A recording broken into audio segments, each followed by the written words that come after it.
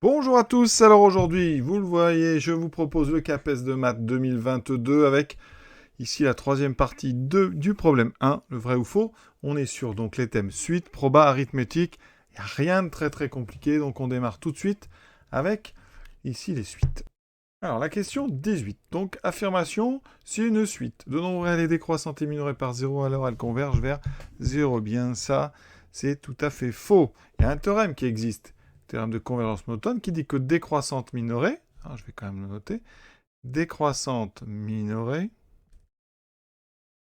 implique convergente. D'accord, mais attention, convergente, mais pas forcément vers le minorant.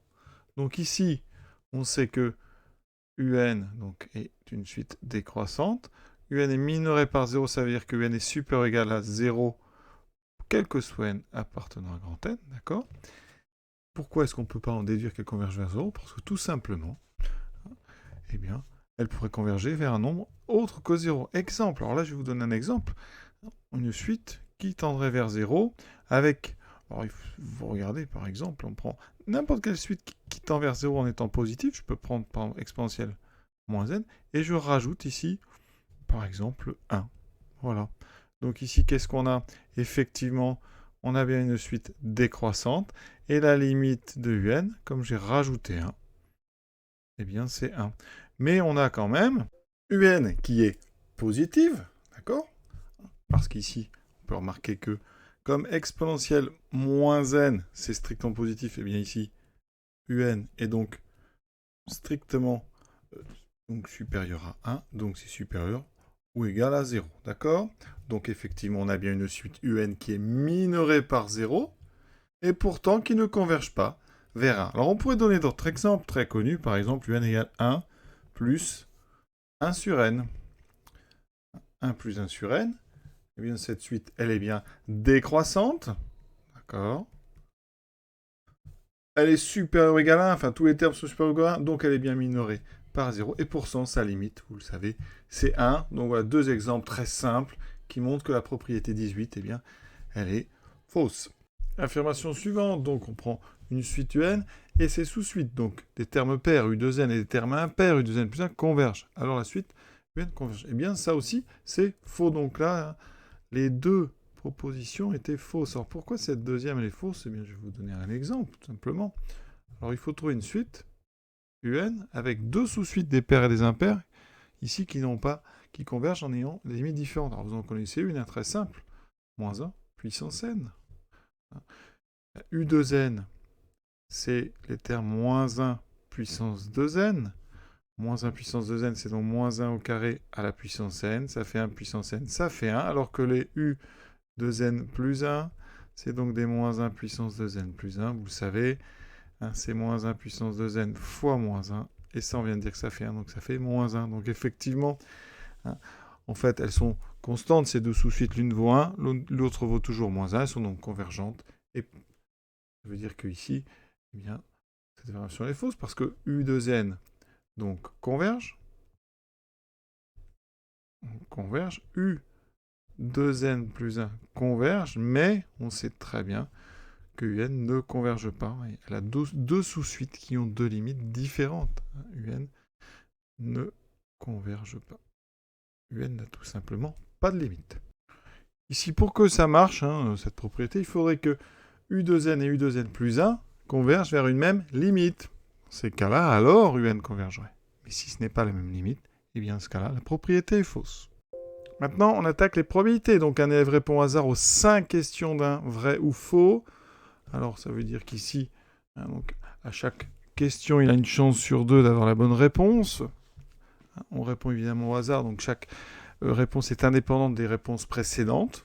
Donc, on va se mettre dans un cadre de schéma de Bernoulli, et donc on va introduire une loi binomiale. Mais sinon, même la question, la première affirmation 20 est évidente. À chaque fois, la probabilité, donc à chaque étape, la probabilité est de 1,5. Chaque réponse étant indépendante, la probabilité d'avoir 5 bonnes réponses, c'est donc la probabilité d'avoir donc alors bonne réponse, je vais appeler ça B1, donc BI, j'appelle ça donc bonne réponse à la question I, les BI, hein, donc I allant de 1 à 5, sont indépendants. On répond au hasard. Donc la probabilité d'avoir 5 bonnes réponses, c'est B1 inter, B2 inter, B3 inter, B4 inter, B5. Étant indépendant, le produit des intersections, c'est le produit des probabilités. Donc c'est P2B1 fois P2B2 fois 2, etc. jusqu'à B5. Chaque fois, vous avez une chance sur 2. Donc on a 1 chance, 1 demi, fois 1 demi, fois 1 demi, fois 1 demi, fois 1 demi. Ça fait donc 1 sur 2 puissance 5. Donc 1 sur 32. Donc là, ici, elle est vraie. On aurait pu faire ça comme ça. On va introduire une variable aléatoire. Comme ça, ce sera parfait pour répondre aux 3 questions quasiment en même temps. On peut donc dire qu'on répète 5 fois une épreuve de Bernoulli. À chaque fois, on a donc 2 options. Bonne réponse, mauvaise réponse. 1 demi, 1 demi. Ceci de façon indépendante, parce qu'on fait ça au hasard. Donc on a un schéma de Bernoulli. Donc X. Le nombre de bonnes réponses suit la loi binomiale de paramètres 5 et 1 demi. Ça veut dire qu'ici, eh bien, on cherche la probabilité d'avoir X égale 5. C'est donc, formule, 5 parmi 5. 5 bonnes réponses parmi 5 fois le... ici, 1 demi puissance. Donc 5 fois échec 1 demi puissance 0. Ce qui fait 5 parmi 5 vaut 1. 1 sur 2 puissance 5. On trouve bien 1 sur 32. Donc la première proposition, elle est tout à fait vraie.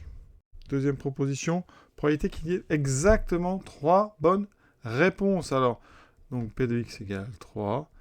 Donc 3 bonnes réponses sur les 5 questions, fois donc les bonnes réponses 1 demi au cube, les mauvaises 1 demi au carré. De toute façon, ici, ça fera toujours 1 demi puissance 5. Donc on a 3 parmi 5. Alors je vais le calculer rapidement. 3 parmi 5. Donc propriété, c'est pareil que 2 parmi 5. Donc c'est 5 fois 4, les deux plus gros sur les deux plus petits, ce qui me fait 10. J'obtiens donc 10 fois 1 demi puissance 5, ce qui me donne bien 10 sur 32. Alors on aurait pu simplifier en donnant 5 sur 16. Donc cette réponse, cette proposition 21, on va répondre aussi vrai. 22. Alors si vous avez introduit une loi binomiale, hein, il s'agit de calculer l'espérance de cette loi E de x, somme des PI xi.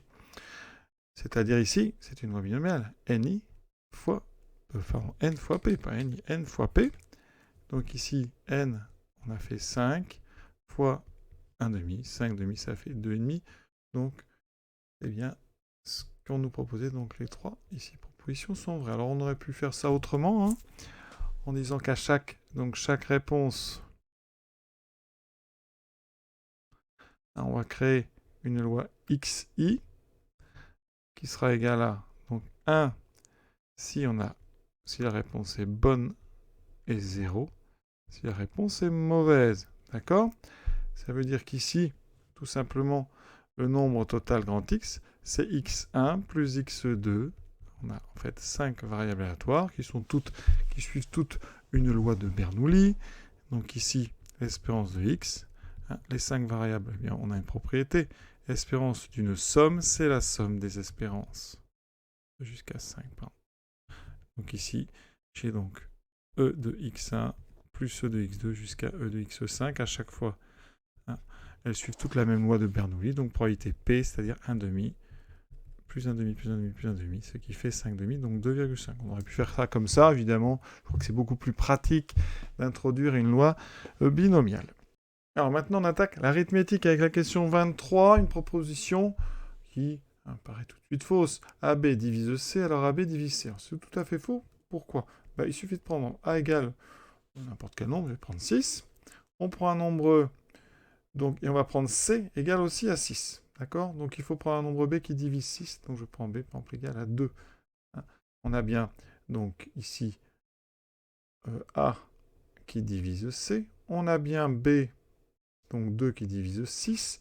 Le produit AB vaut 12. Et pourtant, eh bien, C, 12 ne divise pas 6. AB ne divise pas C. D'accord? Donc, évidemment, vu qu'on a trouvé un contre-exemple, cette proposition, elle est fausse. Alors là, certains diront, oui, mais vous avez pris A et C sont égaux. Alors, on peut vraiment prendre d'autres exemples. On peut prendre A égale 6, on prend B égale 8. Donc, ça veut dire que ici, je vais prendre un nombre C. Alors, il faut que A et B divisent C. Donc, je ne vais pas prendre 48, parce qu'ici, quand je vais calculer, AB, c'est 48. Je vais prendre, par exemple, 24. Hein, je peux faire ça parce que A et B ont un diviseur commun qui est 2. Donc, on a bien ici 6 qui divise 24. Donc, A divise C. J'ai bien 8 qui divise 24. D'accord? Donc, j'ai bien les conditions. Et pourtant, 48 ne divise pas 24. Hein. D'accord? AB ne divise pas C. Donc, proposition fausse. Avec ça, on met ça dans BC et on trouve que BC c'est K fois. Alors il y a une chose ici dont je me suis pas servi, c'est A divisé C. C'est pas nécessaire ici dans ma démonstration, d'accord? Donc conclusion, eh bien effectivement, si on prend A divise B, A divise C, alors BC est un multiple de A. 25 et dernière question de ce QCM. Donc 19x est congru à 3 modulo 53. Est-ce que ça admet des solutions dans Z? Alors, il y a deux raisonnements. On peut essayer de partir à la recherche d'une solution. Ça, c'est faisable. Hein. Ici, on va raisonner par implication. 19x égale 3 modulo 53. Donc, ce que je vous propose, c'est qu'on multiplie par 3. 19 fois 3, ça fait 57. Donc 57x doit être égal à 3 fois 3. Donc 9 modulo 53. D'accord? Ensuite, on a donc 57 qui est égal à 4. Donc ça veut dire que 4x serait égal à 9 modulo 53. Alors là, on peut tester. 4 fois quoi? 4 fois 10, 40, 12, 48, donc 13, 52. Si on prend donc ici, alors 13, ça fait 52. Moi, il faut que j'arrive à 9. Donc il faut que j'arrive à 53 et 9, 62. Donc ici, on va prendre, multiplier par exemple par 15. Hein, ça fera, on sera à 7, on n'y est pas encore. Donc vous voyez qu'il y a quand même un petit peu de travail.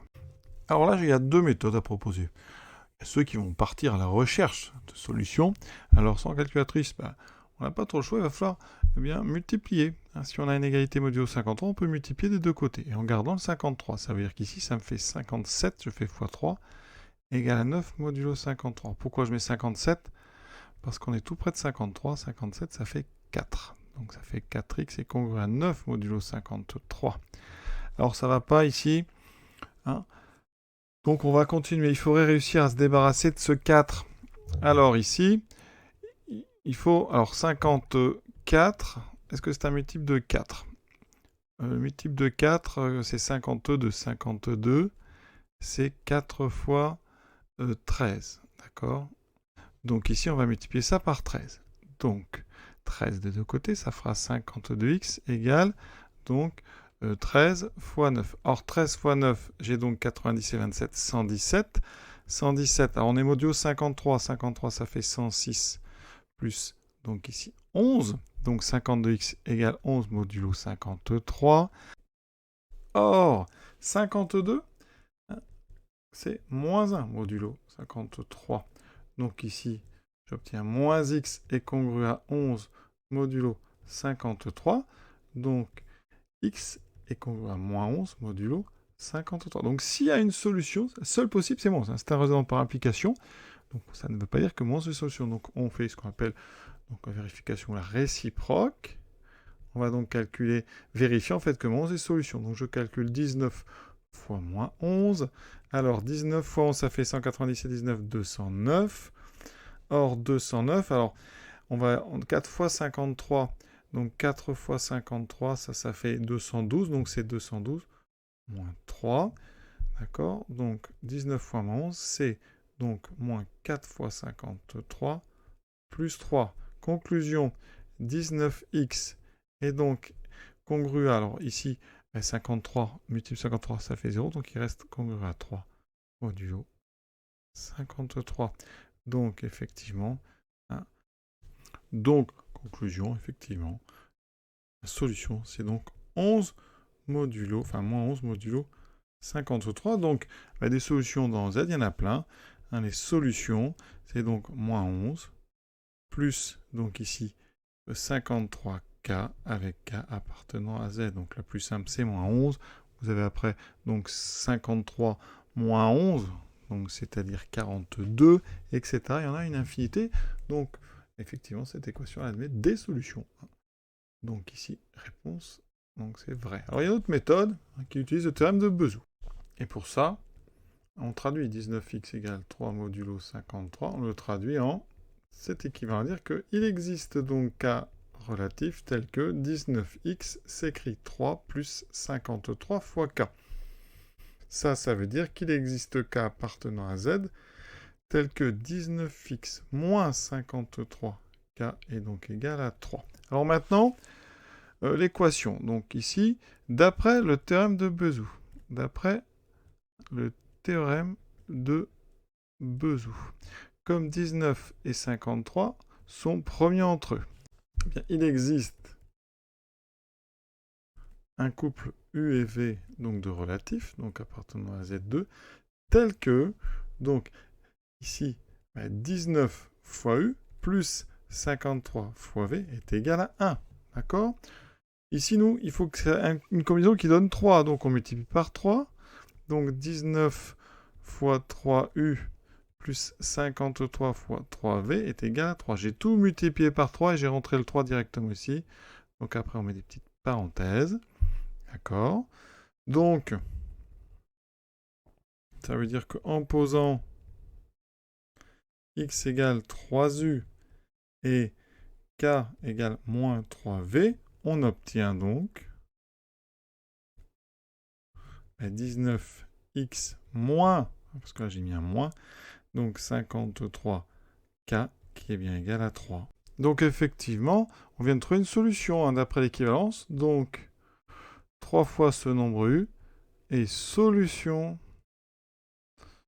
de l'équation 19x est congruée à 3 modulo 53. Le problème, c'est qu'il nous faut des solutions. Il faut montrer qu'on a... Donc il faut en trouver une autre, alors simple. Hein. Or, eh bien, si on prend 3u plus 53, eh bien, est aussi solution donc de 19x est congruée à 3 modulo 53. Et c'est différente, hein, cette solution est différente de 3u. Donc on a bien des solutions dans Z. Alors effectivement, c'est dans Z, hein, j'aurais peut-être dû ici préciser. U appartient à Z, donc 3U appartient aussi à Z. Ensuite, on va quand même vérifier rapidement pourquoi est-ce qu'en rajoutant 53, vous trouvez une autre solution. Hein, donc ça ici, parce que 19 fois 3U plus 53, ça fait 19 fois 3U plus 19 fois 53. Et ça, si vous prenez modulo 53, donc le 19 fois 53 fera 0, d'accord? Et 19 fois 3u, ben comme 3u est solution, ça fait 3, donc il reste bien 3 modulo 53. Donc ça veut dire qu'on a 3u et 3u plus 53 qui sont deux solutions différentes dans Z. Hein. Et donc on a bien démontré que l'affirmation 25 était... Donc on va mettre vrai. Voilà, le problème numéro 1 est terminé. J'espère que ça vous a plu. À très bientôt pour la suite de ce CAPES de maths 2022.